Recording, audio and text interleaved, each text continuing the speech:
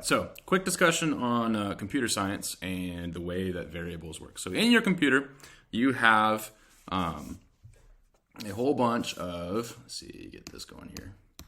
Yoo-hoo. All right, there we go, cool. So, in your computer, you have a bunch of silicon, you have a bunch of little transistors, and basically the way we can think of this is a whole series of boxes. So, we got long line here, long line here. We're going to go up, we're going to add a few boxes, right? So we got our boxes, this is our computer memory, right? This might already be looking a little bit familiar to you depending on how much you've goofed off on Python Tutor. And obviously it's not just one row, we'll have, gazillions of rows of this, and they'll go down for like a really long time, blah, blah, blah, but I don't feel like drawing all that many of them, et cetera, et cetera. So like this will go for until here, basically, but this will go down for pretty much forever, right? And that's all good.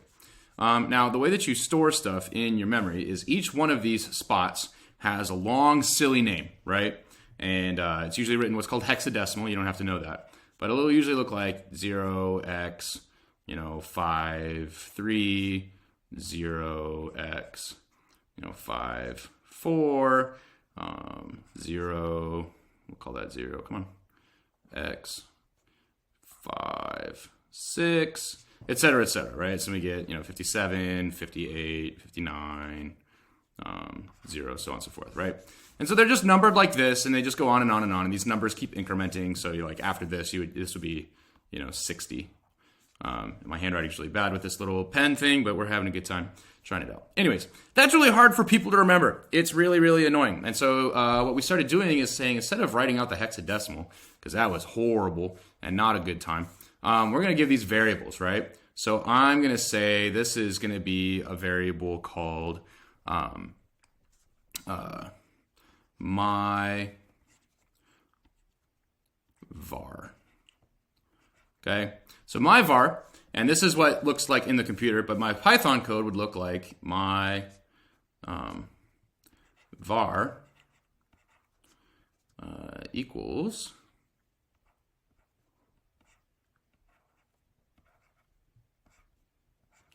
hello.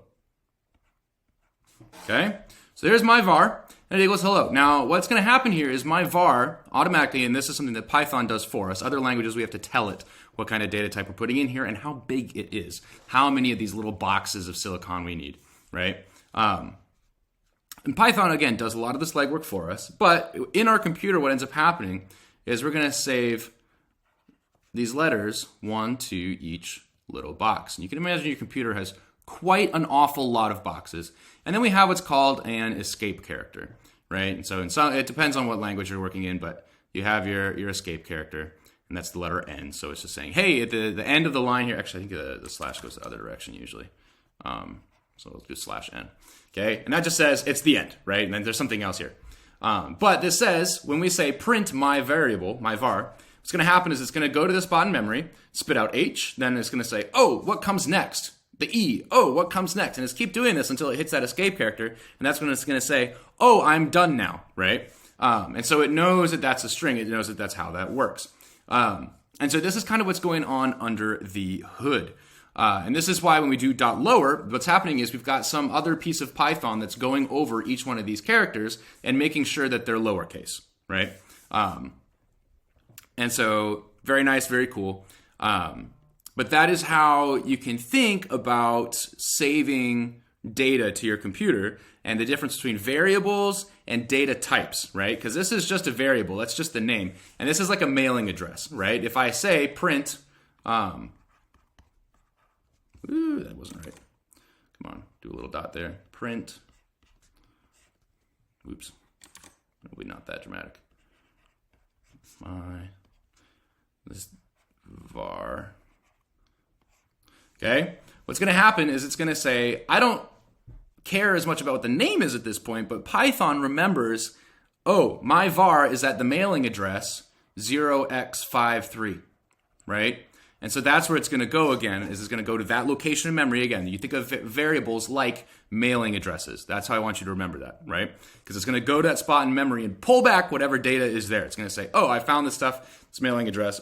We found the letter H and a bunch of pointers that keep pointing on to the next thing, right? And you're going to keep doing this until we get to here, and then it's going to exit out and stop pointing to the next thing because there's nothing else.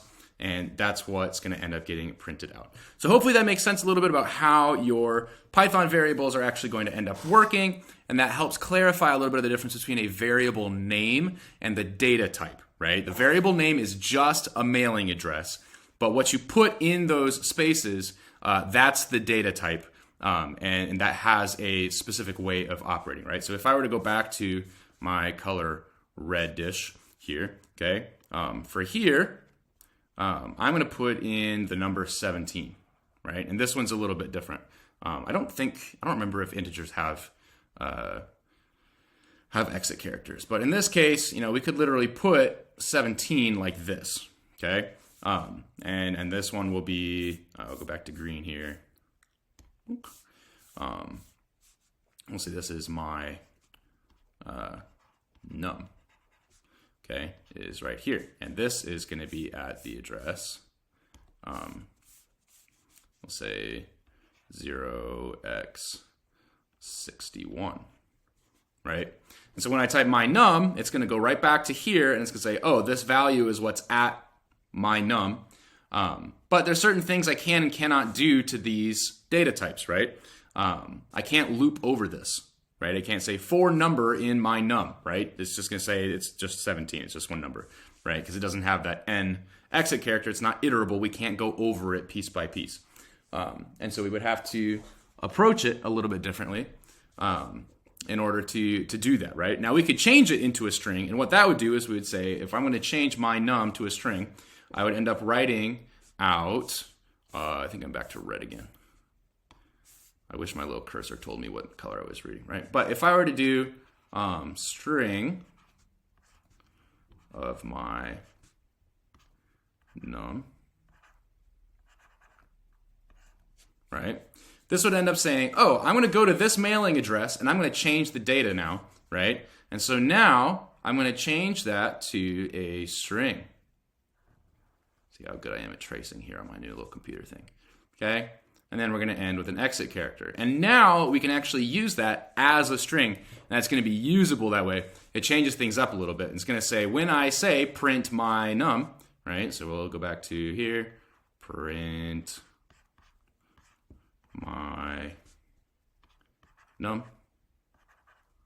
Now what it's going to do is, instead of just taking that entire value at once and spitting it all out, what's going to end up happening is it's going to start here again. It's going to keep pointing to the next thing. It's going to go letter by letter until it hits an escape character. And I think of when I have numbers in a string form, I tend to think of them as like the letter 7, the letter 1, because that's actually how Python's going to handle that. You cannot add numbers to this anymore, right? It would be a different process entirely. So hopefully that helps us a little bit about how computer memory works and how we're going to mess around with our different variables there.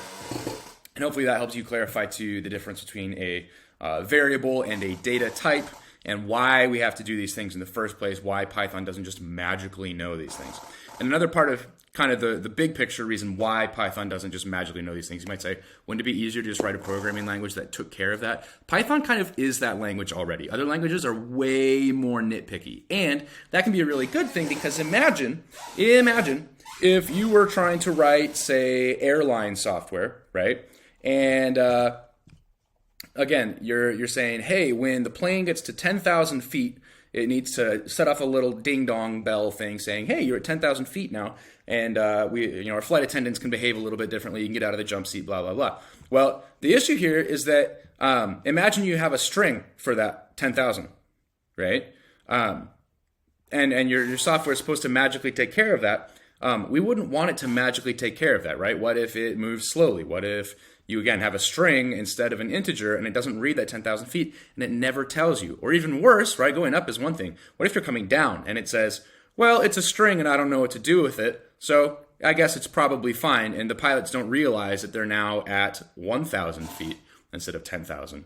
That could be a pretty big problem. So we like having that precision, we like having that control, we like having that speed, but we also don't, it gets so hard to write out the memory addresses as the actual original addresses that we ended up using these variables instead to kind of remember where on our computer things lived. And then that ends up being a whole lot smoother, a whole lot easier, and a much better process, even for really screaming fast programs.